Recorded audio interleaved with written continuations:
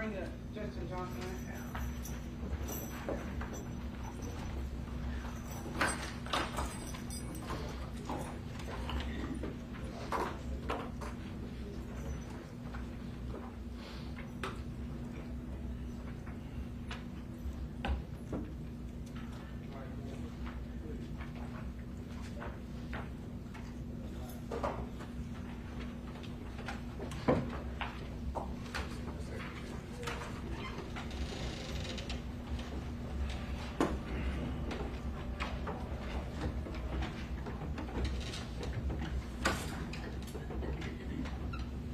Defendant's great in the courtroom, y'all. Thank you.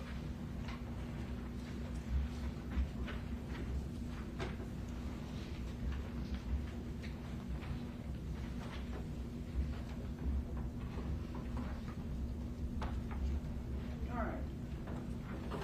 Here on sentencing on Justin Johnson, who was previously found guilty on 3 counts: conspiracy to commit first-degree murder,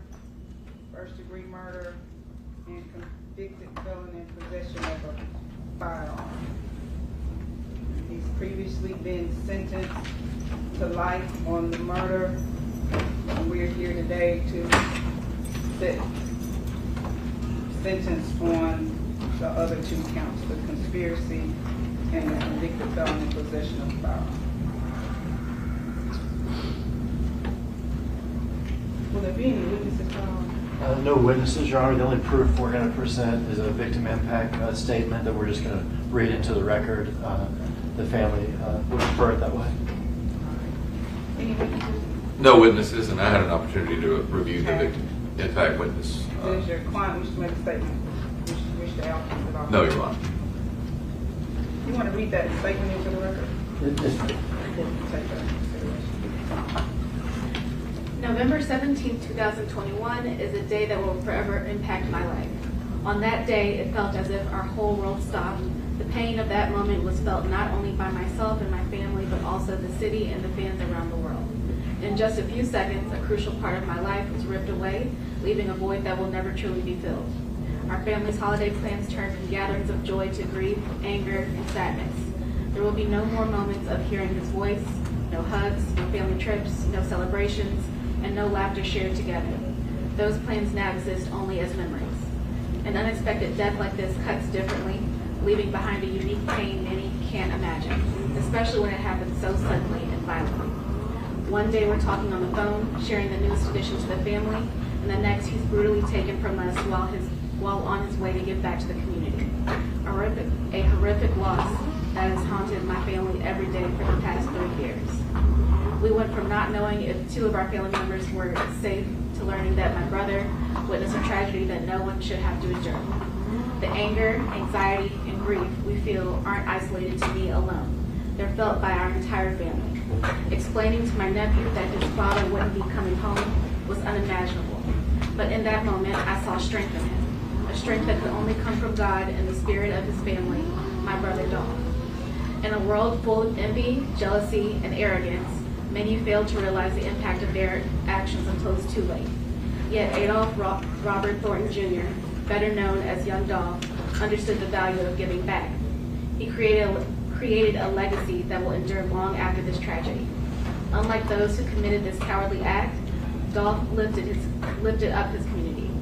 He extended his hand to those who needed it most and encouraged those around him to rise higher. Our family will never be the same, but we are committed to honoring his memory and vision, ensuring that the legacy of Adolph Robert Thornton Jr. remains as powerful as ever. I think about him every day, the greatness he achieved not just for himself, but for so many others. Death like this isn't something you forget. You learn to live with it, as healing is a continuous journey. And to the one responsible for taking him from us, know this. You may deny your actions, but the evidence speaks clearly. You've shown yourself to be driven by jealousy and cowardice. You may have tried to take a man down for the sake of envy, but in the end have lost far more than you could ever gain. The world sees you now for what you are, and as justice has spoken, you and all of those connected to this incident will forever be known as the man who chose envy and jealousy over humanity. Thank you. Argument? The state, Your Honor, has filed two motions in advance of sentencing. The first notice of enhancing factors that the state believes and would argue to the court applies in this case. So I'll start with those enhancing factors. The state has referenced enhancement factor number 1, that the defendant has a previous history of criminal convictions or criminal behavior in addition to those necessary to establish his range. As the pre-sentence report evidences, Mr. Johnson is a range 2 offender for both the Class A felony, conspiracy to commit murder, and the Class B felony, convicted felon possession of a handgun. Mr. Johnson has 3 prior convictions. He needs only 2, but he has 3 prior Class C felony convictions for aggravated assault. He also has a federal firearms conviction, and we could argue whether or not that qualifies as a B felony or an E felony, but there is no need since he has the 3 prior C's. He's more than enough to be a range 2 offender, the federal firearm conviction being a 4th conviction. He also has a misdemeanor conviction as well, so he has more than enough convictions to establish himself as a range 2 offender, and notably 3 aggravated assault convictions, convictions of violence, a conviction that involves the possession of a handgun. We'd ask Your Honor to place great weight on that factor in this case. We have referenced enhancement factor number 2, that he was a leader. The case law is clear on this point that the enhancement factor is not the leader, but rather a leader in the commission of the offense. We heard that Mr. Johnson picked up Mr. Smith, provided the guns, had gloves on, drove the car to the crime, and was a primary mover of what resulted in Dolph's death that day. We'd ask Your Honor to find that enhancement factor applies to Mr. Johnson. Of course, this offense has other leaders as well. We heard the testimony that this was in fact a hit from an individual referred to in trial as Big Joke, and it was facilitated by Mr. Govan, but we all should ask you to also find that Mr. Johnson was a leader in the offense. Enhancement act factor number 10, the defendant had no hesitation about committing a crime when the risk to human life is high. The state is well aware that this does not apply to the death of the victim, as that is included as an element of the offense, but rather to other potential victims. This crime happened in the middle of the day at a cookie store in which Your Honor saw the video and could see that there were workers present in the cookie store. We saw the interior video shot from behind that worker who, if she hadn't have hurriedly ran into the back, would have been right there in the line of fire. Your Honor saw bullet holes inside the business. Of course, the windows destroyed by the numerous bullets that were fired, but you also saw bullet holes inside the business on the wall, and that created a risk of death to all the workers that were there. Dolph's brother, Mr. Thornton, was also there. You saw him on the video, some maybe 10 or 12 feet from Dolph when he was violently shot, and so a risk of death was created to him as well. An open business in the middle of the day in Memphis with people there, we'd ask Your Honor to place great weight on that enhancement factor.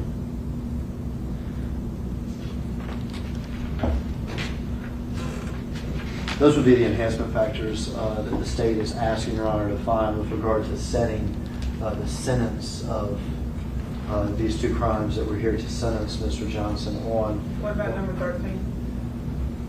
The pre-sentence report does not reflect, Mr. Johnson was on supervised release at the time. The pre-sentence report doesn't reflect that, so I don't feel that we can argue that to Your Honor. Your Honor heard testimony in the trial that he was on this release. You heard that his brother was helping him facilitate phone calls with his probation officer to try to make it look like he was still in Memphis at the time. But that last conviction took place within that 5-year time frame. It did, Your Honor. So I mean, the fact of the matter is, Mr. Johnson was on supervised release at the time of committing the crime. I think you have some proof before Your Honor, if Your Honor wishes to find that factor. So we did notice it. We didn't get a copy of the pre-sentence report until this morning. So I had expected the pre-sentence report to more accurately reflect that. Okay. Mr. Johnson, for the conspiracy to commit first-degree murder, faces a sentence between 25 and 40 years, and for the handgun charge between 12 and 20 years. In setting those sentences, a recommendation of the state, given the existence of primarily the history of convictions, including violent convictions beyond that necessary, and the risk of life to individuals other than the victim in the case, the state would ask you to set maximum sentences on those two offenses at 40 and 20 years, respectively. The state has also filed, as Your Honor is aware, a motion for consecutive sentencing. And the state has noticed two of the consecutive sentencing factors with regard to consecutive sentencing. The first, that he has an extensive criminal history. And the second, that he's a dangerous offender.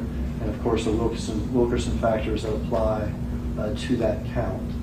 With regard to him being an individual with an extensive criminal history, the Tennessee courts have ruled that Your Honor can consider not just his prior convictions, but the convictions for which he was found guilty that are before the court. So Mr. Johnson, by that count, has 3 aggravated assault convictions, a federal firearms conviction, a murder in the first degree conviction, a conspiracy to commit murder in the first degree conviction, and a second convicted felon in possession of a handgun conviction. 7 all serious, mostly all violent convictions. He's now 50 years old. Mr. Johnson's in his late 20s. So 7 serious, mostly violent convictions, and the state would ask Your Honor to find that is, in fact, a record of extensive criminal behavior should mandate consecutive sentencing in this case. We've also asked Your Honor to find that he's a dangerous offender. Well aware of, he's been convicted of murder first, it's pretty obvious he's a dangerous offender, but look beyond that to the circumstances of this case. This is a man who was not motivated by fear, he's not motivated by hate. This was a paid-for hit in the middle of the day at an open Memphis business, literally a cookie store, the assassination of an unarmed, innocent man. He was motivated simply by greed, desire for fame, and money. Your Honor also heard proof during the trial that, in fact, these two, Mr. Smith and Johnson, were on their way to commit some other crime against another PRE artist at some turkey giveaway when they happened upon the prize target, Dolph, and they acted like they did. We saw the video of all the shots. Just a stone cold execution that put many people in danger only for greed and the desire for fame. Is that a dangerous person? That's absolutely a dangerous person. The Wilkerson factors, do consecutive sentencing relate to the severity of this offense, a paid-for hit in the middle of the day in Memphis, and are they necessary to protect the public from this man? A man who is motivated to commit this first-degree murder in broad daylight, putting others in danger just because of greed and desire for fame. We heard this was part of a larger scheme to kill other PRE artists as well. That is evidence Your Honor can take into account. We heard testimony of it at the trial. I think all that points to how dangerous this man and the absolute need for consecutive sentencing in this case. I think Your Honor is very well, within the court's discretion and the law to order each and every one of these sentences consecutive and to give him the maximum sentence on each and every count. I think Your Honor could give him 60 years consecutive to the life sentence and be well within the law and well within what should happen. At the very least, this is what the state is asking, at the very least, his convicted felon in possession of a handgun charge should be run consecutive at 20 years. I think Your Honor's within the law to give him every day you can for what we saw in that video. But at the very, very least, the state asks you to make the 20 years consecutive to his life sentence.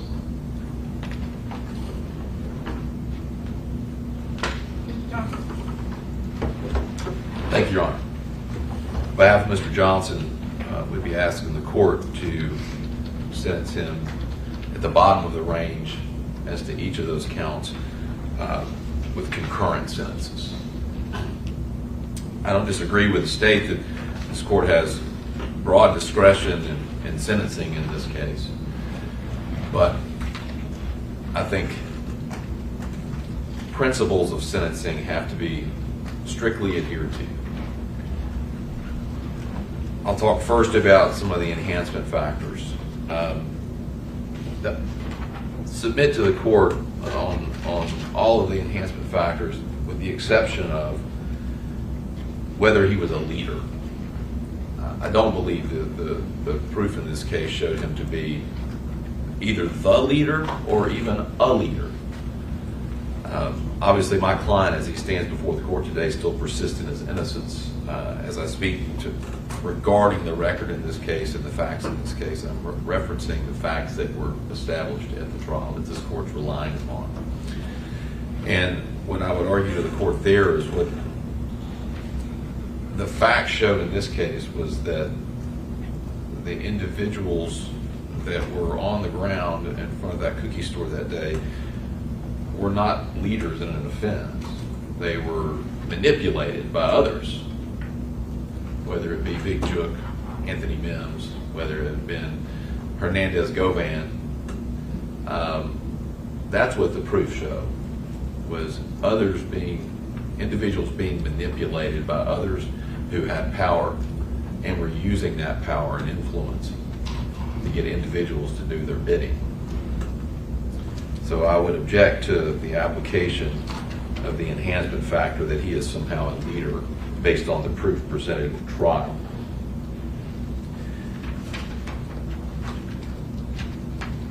As to the dangerous offender enhancement, I don't think that this instance allows for this court to meet the Wilkerson factors, because the added provision that the court has to consider is that the consecutive sentence is necessary, or the consecutive sentences are necessary in order to protect the public from further serious criminal conduct of the defendant. And I think it's easy for the state and even the court to look at this in a very technical aspect as it relates to the sentence in this case, but I think the sentencing principles require this court to redirect its attention to the practical effect. Mr. Johnson has been convicted of first-degree murder. That's life with a possibility of parole, which means he will not reach parole eligibility until he is served 51 calendar years. He will be in his mid to late 70s. And so the practical effect of the decision for this court is to render a sentence that is sufficient but not greater than necessary to effect the goals of sentencing by the least restrictive means available. And when you're looking at consecutive versus concurrent sentencing specifically, how is there an indication that a consecutive sentence is warranted based on the Wilkerson factors for someone who, by operation of law and the sentence already rendered by this court, won't even see a parole eligibility until he's in his mid to late 70s? There are multiple empirical studies that talk about recidivism rates and the drastic decrease in recidivism for offenders once they reach the age of 55 years old and older. He will be much older than that based on the sentence already rendered. And so there is no need, I would suggest to the court, for further protection of the community by rendering a consecutive sentence on either count. A life sentence has the practical effect, especially with Mr. Johnson, of being a life sentence. And know the court's also well aware of life expectancy tables of those incarcerated and the likelihood that someone will even live to their mid-70s after being incarcerated for 51 calendar years. The practical effect of that sentence is it's a life sentence, which is intended to be by the legislature. To come in today may make people feel better about how this sentence was rendered by stacking year upon year upon year, but it doesn't have the practical effect of affecting any goal of sentencing. A life sentence promotes respect for the law. It's sufficient, which he has. A life sentence is a significant general deterrent to others that lets them know that being convicted of this conduct, engaging in this conduct, results in serious penalty. There is nothing to be gained in furtherance of the principles of sentencing which this court is bound by stacking the sentence beyond that of the life sentence that's from the first-degree murder conviction. And we would ask this court to sentence Mr. Johnson, as I said, at the bottom of the sentencing ranges for the other two counts concurrently.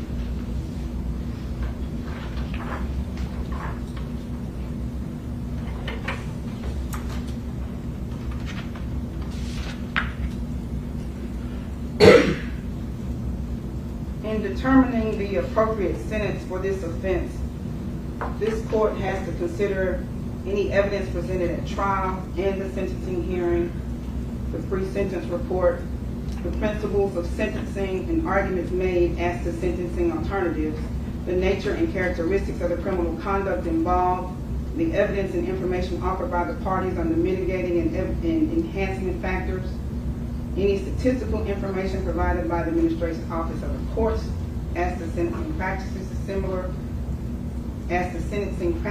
for similar offenses in Tennessee, and any statement the defendant made, if any, on his own behalf about sentencing and the defendant's potential for rehabilitation or treatment. Before I continue, Mr. Evans, did you file any mitigating factors? I did not.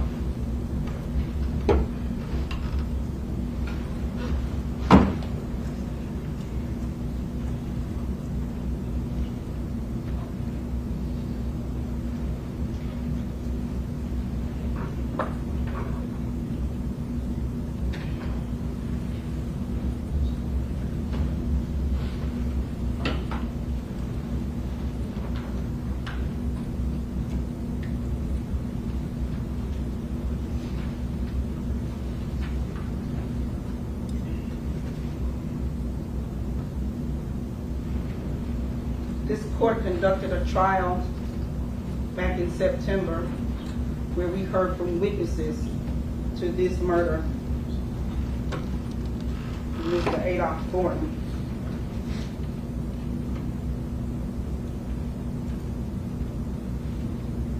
Much like the state categorized, this was a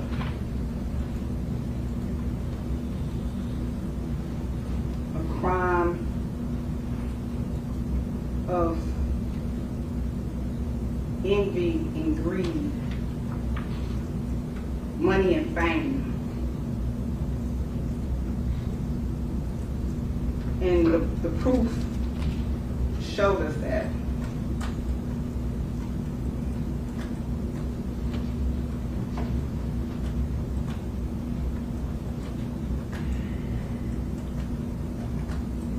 We heard from several witnesses. We heard from Mr. Dolph's, Mr. Thornton's sister,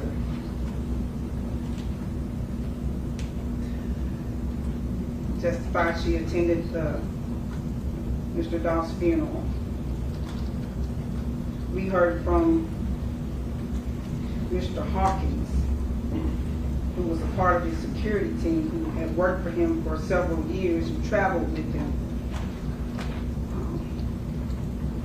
He was in his presence quite often, and he talked about the victim in what he was trying to do, and that he was performing in concerts. But he also talked about that there was some sort of beef between CMG and PRE. He didn't quite know what it was, but he testified that Mr. Thornton, Young Dolph, often called artists out in his music. And at times that did translate into some violence. But he wasn't a part of it. But he was aware that that did exist.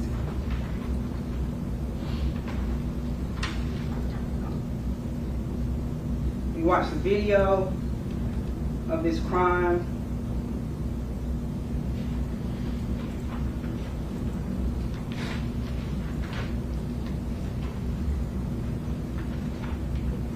Mr. Hopkins identified Young Dolph's car because of some unique rap.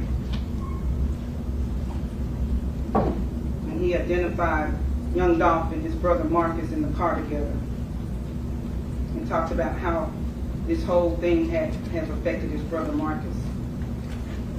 Then we heard from Amelia Smith, who is a co-defendant, who came into court, told you about his problems with pills,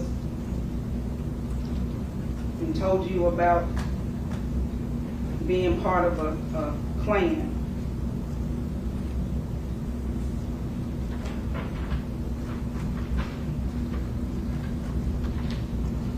Told you about a plan to kill, that there was a hit on several people of Young Dolph's organization.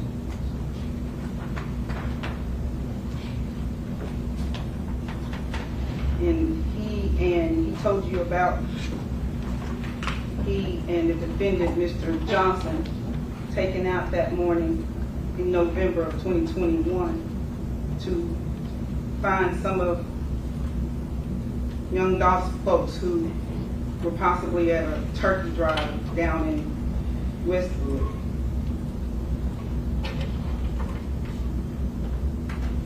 The video was played for Mr.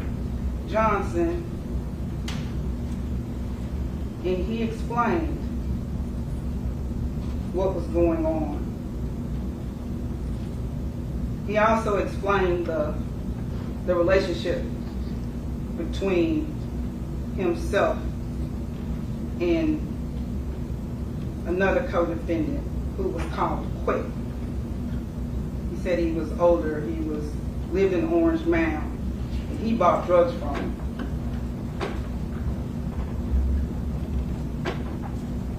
And he said that's how he met the defendant, Justin Johnson, because he was around Quick. They also called the defendant, Justin Johnson, straight drugs.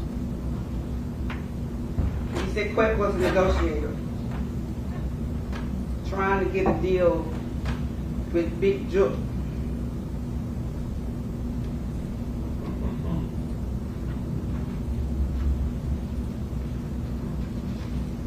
And he said Jook had a hit on Dolph's head. And then so Quick started negotiating $100,000. Mr. Smith testified that he and Mr. Johnson, the defendant, were going to do it together. And they were going to give Quick $10,000 apiece. And he said that this has actually been the plan for a few weeks.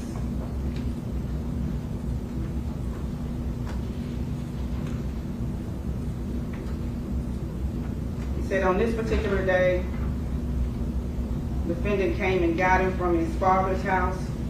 They knew that they were doing this turkey drive down in Westwood. That there were artists, that there were prices on the artists' heads by Jook. The defendant showed up in a white Mercedes. He got in, there were guns in the car. It was a Draco and a handgun.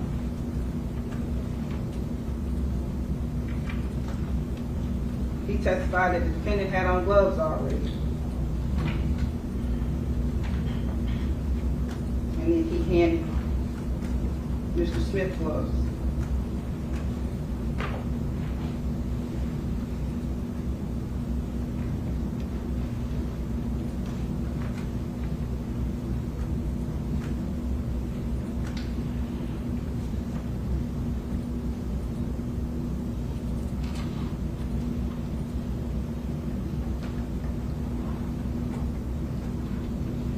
He said that they sitting at the light at Lamar and Airways, and lo and behold, Dolph comes down the street. Wow. They trailed Dolph down Airways, made the block, and came up the back way. They didn't see him get out of the car, but they pulled up behind Dolph's car at the cookie shop.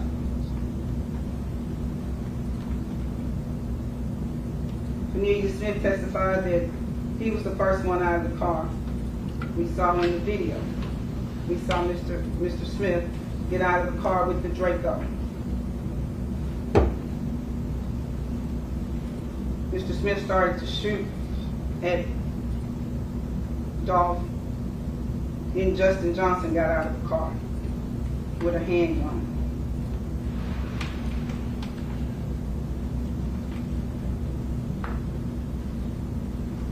After they both fired, they got in the car. Justin drove.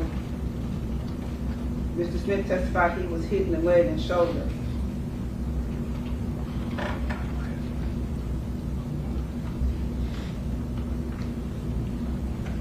And from that point, we watched on video where and how Mr. Smith and the defendant moved around from there. It's also important that witness testified, Mr. Smith testified that Justin Johnson FaceTimed Juke to let him know that they had completed that work. Juke said he would get up with them when he finished with his kids.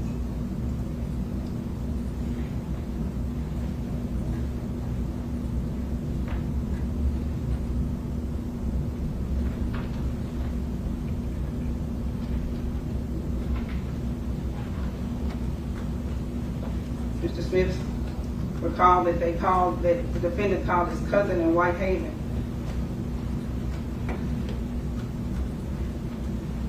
They went and took the car that they were in to Quick, and put it at a house across the street from Quick's house, over in Orange Mound on Bradley Street.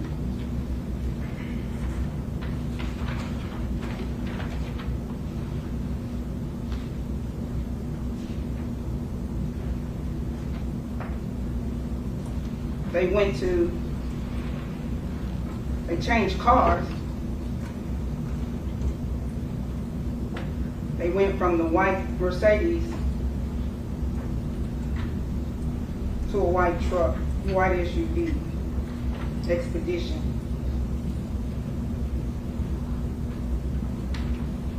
Then they went to the cousin's house in Whitehaven, where we saw on video. They changed clothes.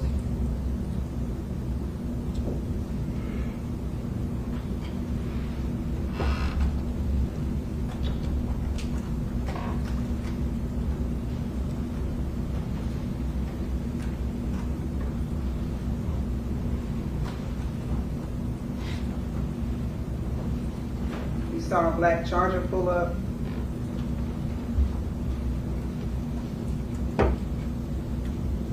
We saw the defendant, Justin Johnson, come out. Got a bag. Mr. Smith testified that this was a wound kit. That because he was injured. We saw the defendant get in the Charger for a minute, in the back seat. Mr. Smith testified that when they went back in the house, when Justin came back in the house with the wound kit, they patched each other up. And then he texted his girlfriend to come get it.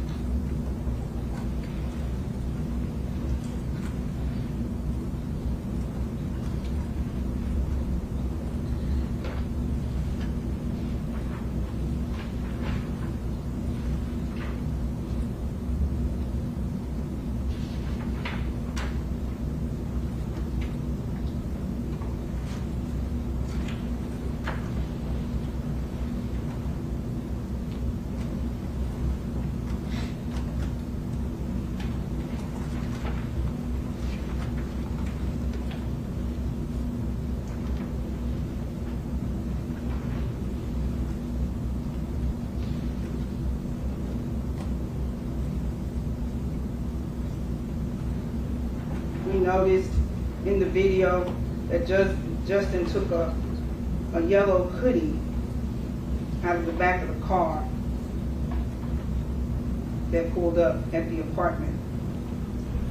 And when he came back out, he had that yellow hoodie on.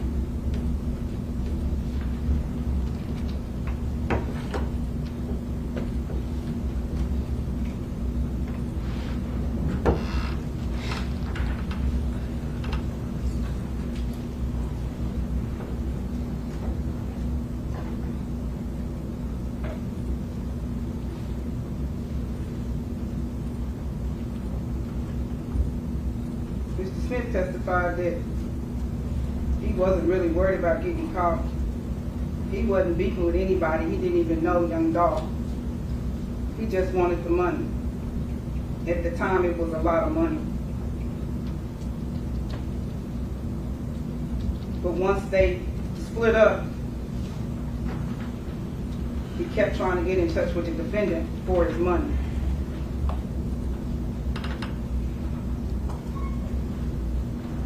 At some point, Justin moved the car, the Mercedes, from the back of the house to the backyard in the bushes, in the house across the street from Kit.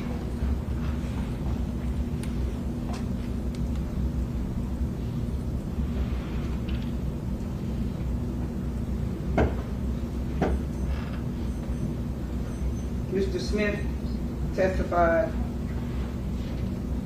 that at some point he went back to clean the car up, to wipe it down.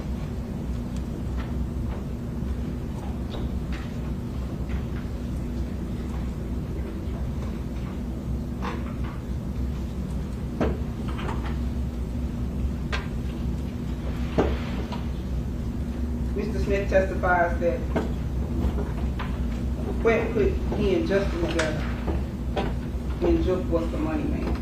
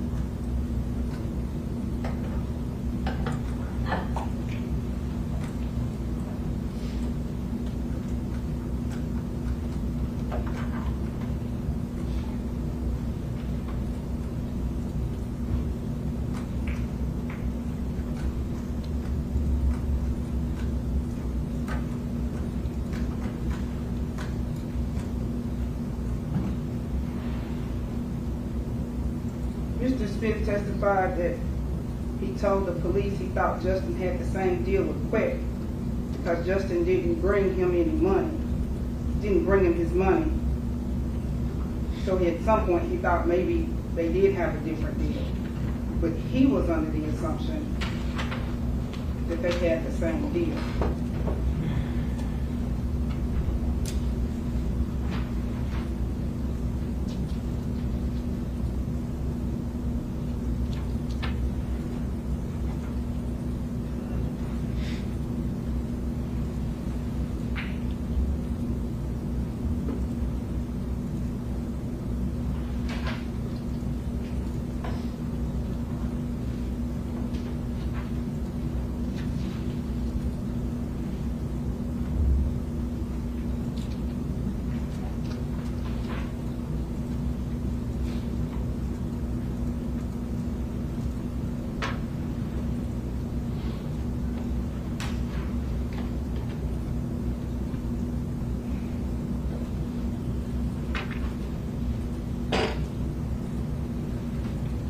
It's also important to note that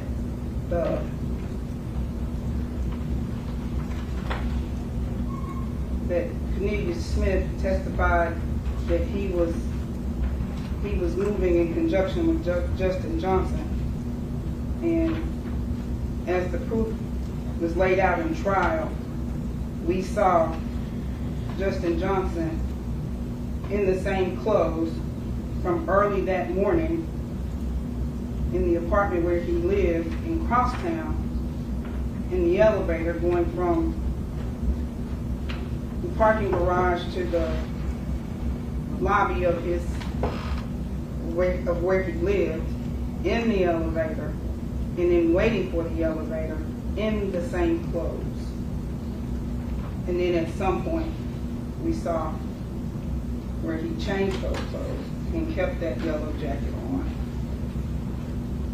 after the murder.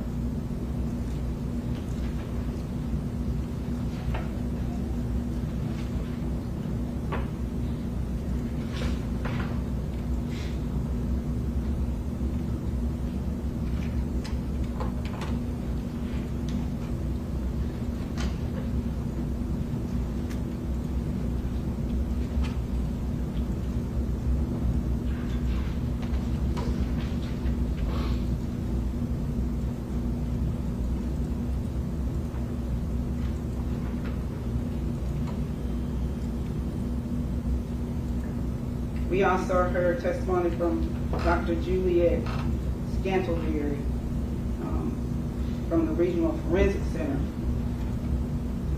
who performed the autopsy on Adolph Thornton, who testified that the cause and manner of death was homicide.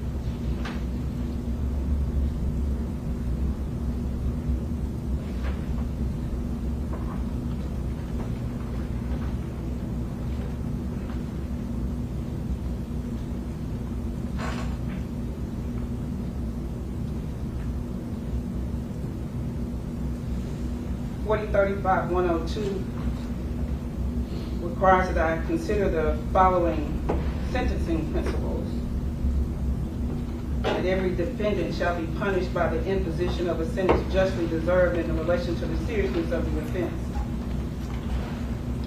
to assure fair and consistent treatment of all defendants by eliminating unjustified disparity in sentencing and providing a fair sense of predictability of the criminal law and its sanctions.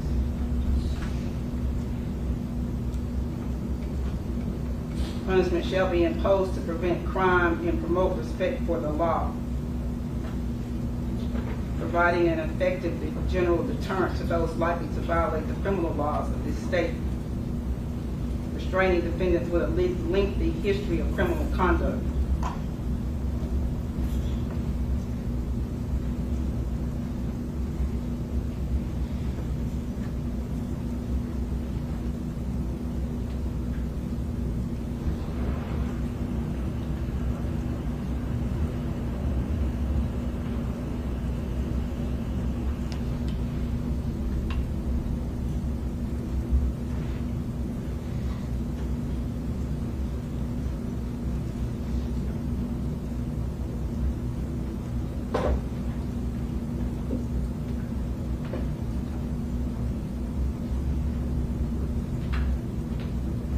As to both the conspiracy to commit murder in the first degree and to the convicted felon in possession of a firearm, I find that the defendant is a range 2 multiple offender.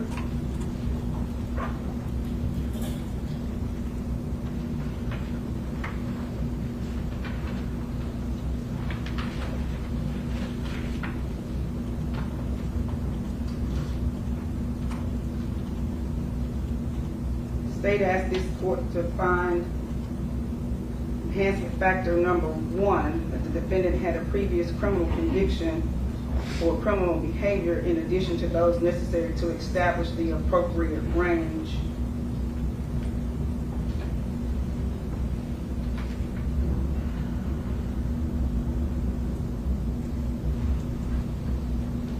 The pre-sentence report reflects that the defendant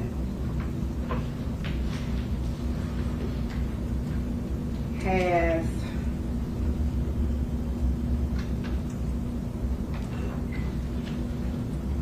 five prior felonies, 3 of which are aggravated assault. Crime charged was second-degree murder, and they were all reduced to aggravated assault. That conviction offense was in 2017. There was also a weapons offense in federal court where he was convicted in February of 2019.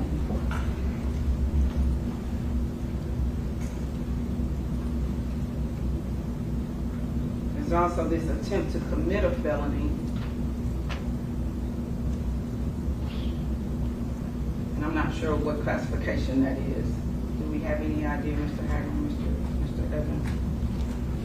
Do we know what that is in the pre-sentence report?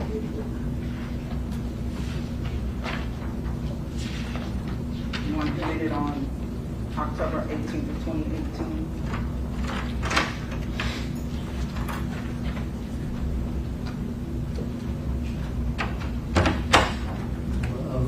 We do not, Judge. It actually shows no sentence either, no sentence information either. So when I was doing non-located, I don't. Exactly. So when I was doing you just didn't include it. my count, I counted that as a misdemeanor since we didn't know.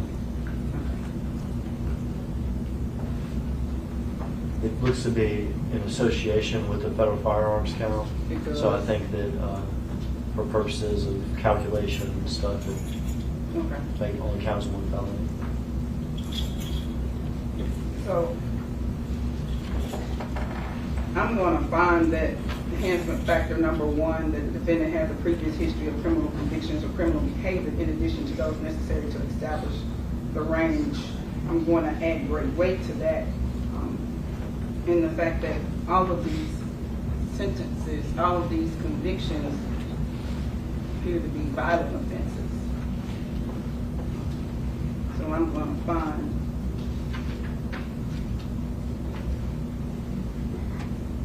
enhancement number 1.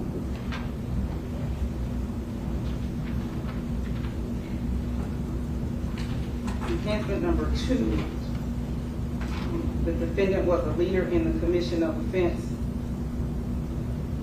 involving 2 or more criminal actors. We heard testimony from Mr. Cornelius Smith of this conspiracy, this plan to strike out that day to kill someone so they could get money. It was a hit.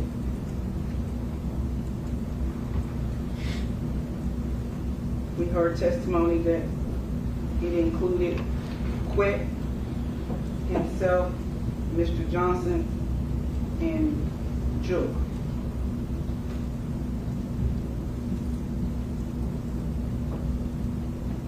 We also saw that the defendant, we saw how he moved around. We saw videos. We saw videos where he moved in the middle of the night before this occurred to get that white Mercedes from a gas station. We saw where they exchanged vehicles.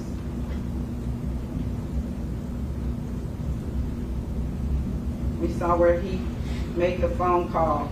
Well, we heard testimony where he made the phone call to the cousin in Whitehaven so they'd have somewhere to go to hide out for a little while so they could patch up their wounds and change their clothes. Heard testimony that he actually went and picked up Cornelius Smith.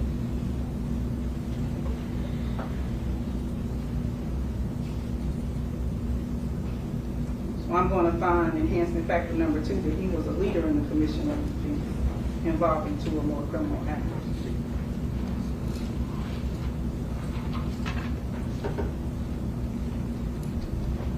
The state also asked me to find enhancement factor number 10, where the defendant had no hesitation about committing a crime when the risk to human life was high.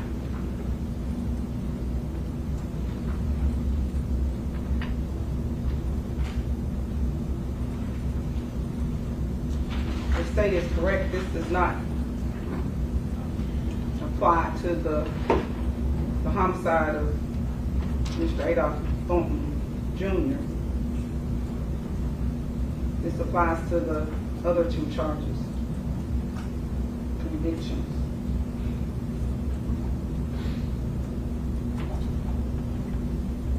Into the act itself, where there were people in that store that cookie shop that day.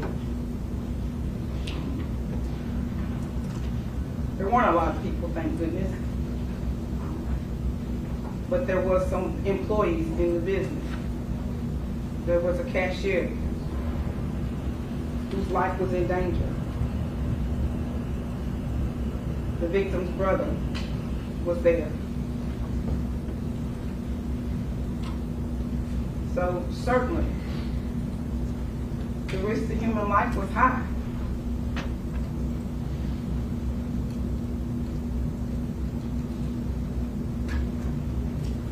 And I'm going to place great weight on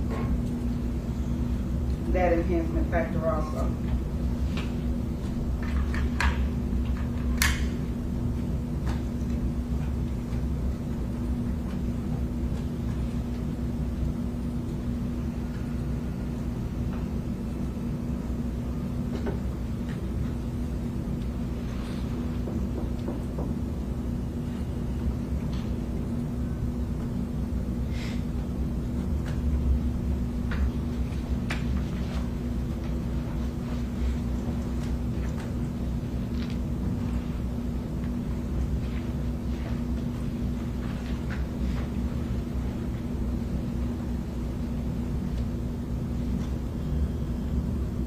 And although it appears that the defendant was on some sort of release after the aggravated assault convictions, because we don't have any proof of what kind of release,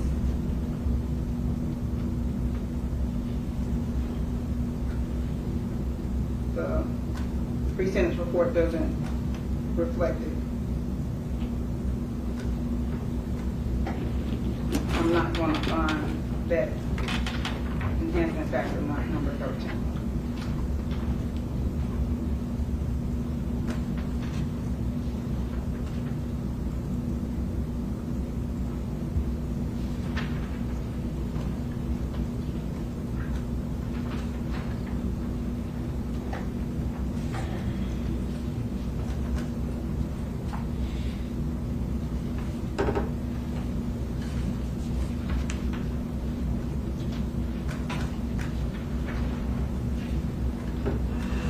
There were no mitigating factors filed, none found.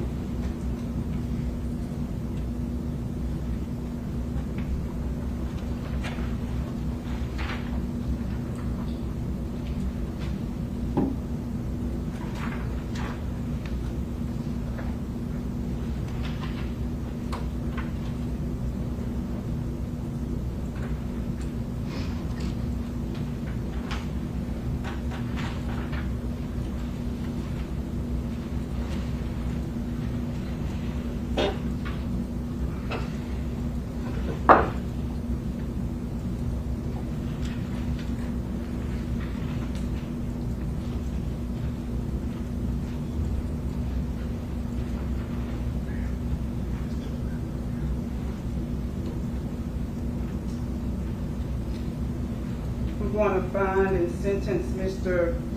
Johnson on conspiracy to commit first-degree murder, 35 years.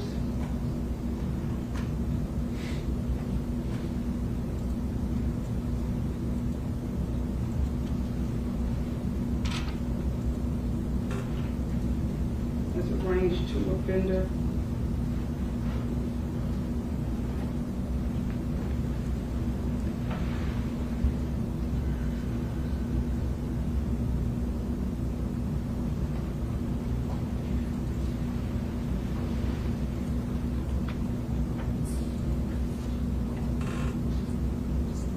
To the convicted felon in possession of a firearm, I'm going to sentence him to 15 years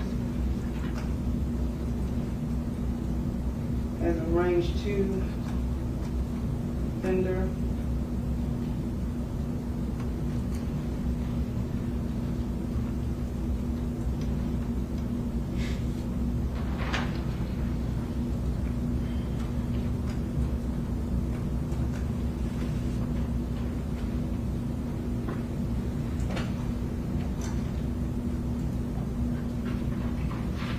State has asked this court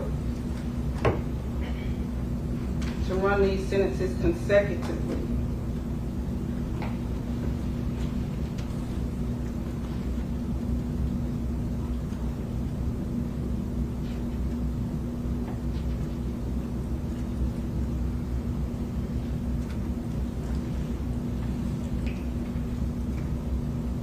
They've asked me to find that the defendant is an offender whose record of criminal activity is extensive.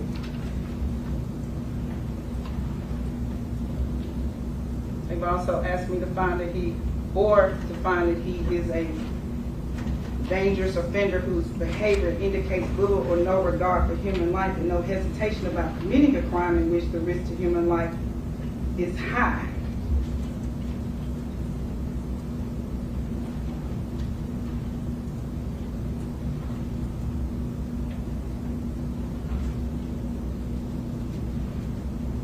The court also has to find that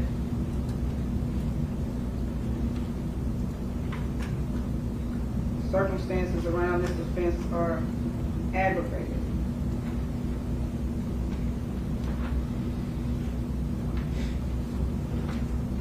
That confinement for an extended period of time is necessary to protect society from the defendant's unwillingness to lead a productive life and the defendant's resort to criminal activity in furtherance of an anti-societal lifestyle.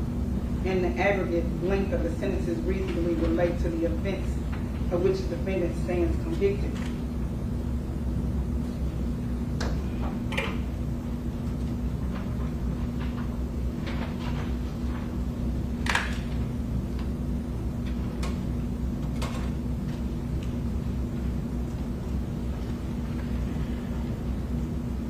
state argues as to the defender having a record of criminal activity that is extensive, that the court can consider not just his prior history, which the court's already talked about, the 3 prior aggravated robberies, 3 prior aggravated assaults in the federal firearms case, but also this first-degree murder, conspiracy to commit first-degree murder, and convicted felon in possession of a handgun. It's unfortunate that we've witnessed Mr. Johnson's progression in violent activity. He's had these prior convictions which dealt with firearms, which dealt with violence in the lack of regard for human life. And it didn't get any better, it got worse. A whole lot worse.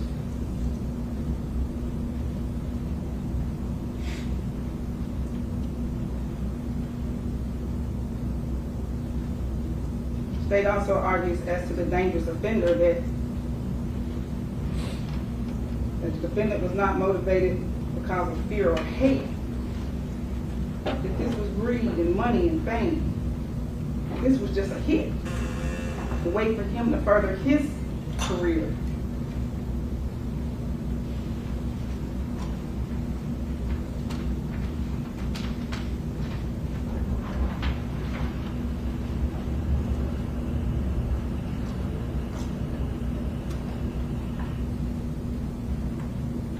The defense argues that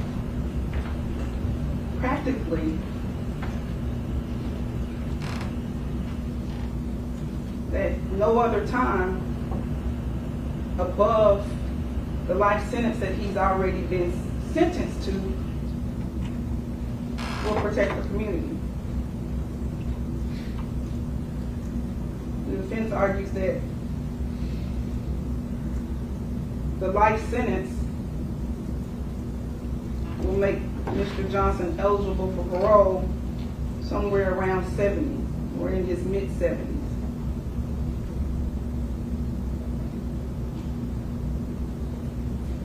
And there's no need to protect the community any further because of that life sentence.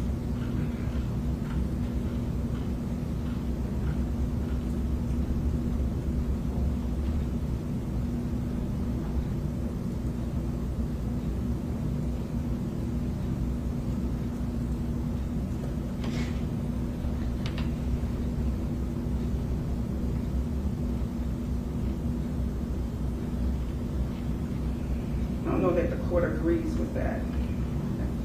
That sounds good. I don't know that the court agrees with that.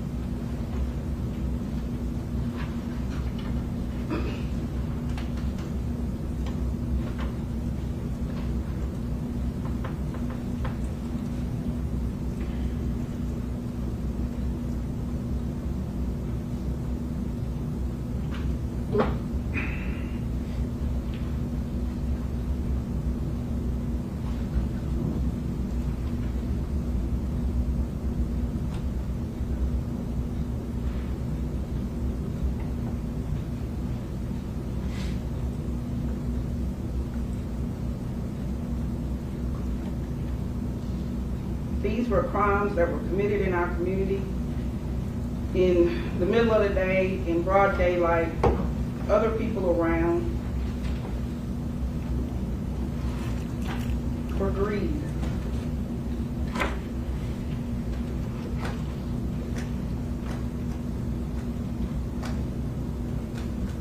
Greed, money, and fame.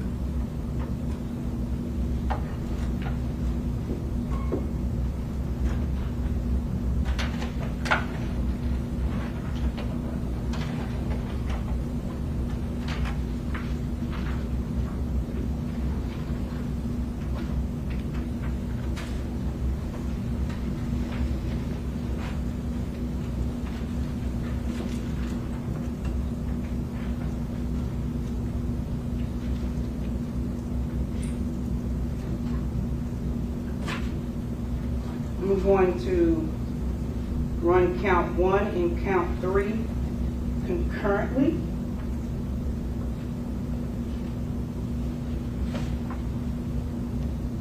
For consent to the license.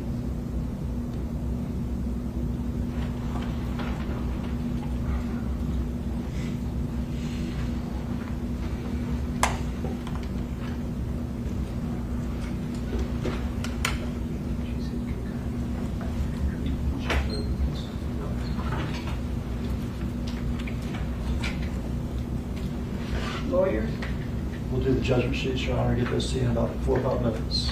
thank you. And Mr. Evans has filed the start of a motion for new trial. I think he has a request to get some transcripts, and I think we've emailed collectively about another date for the motion for new trial or status date, whichever Your Honor wants. Just hold them.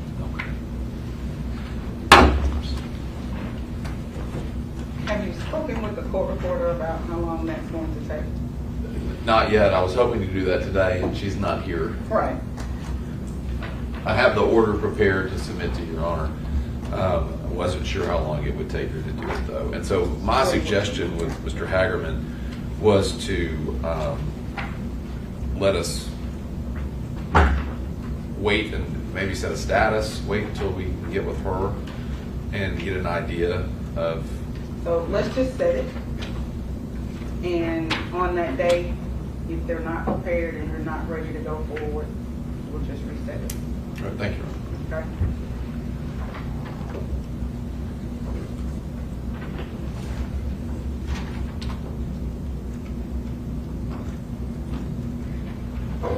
December 12th.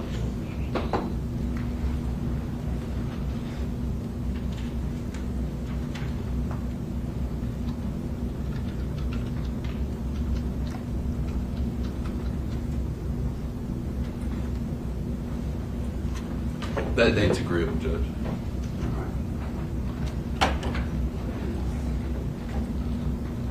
I didn't give Mr. Johnson a total, did I?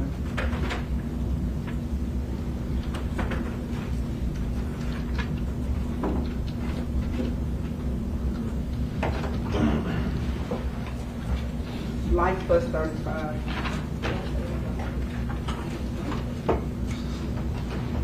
Thank you.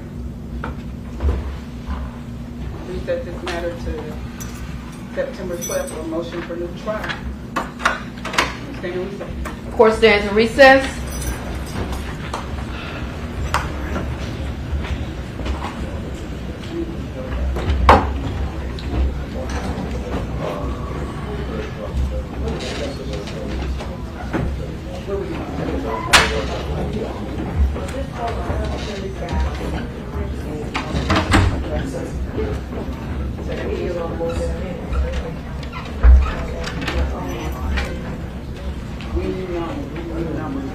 Mr. Hagerman.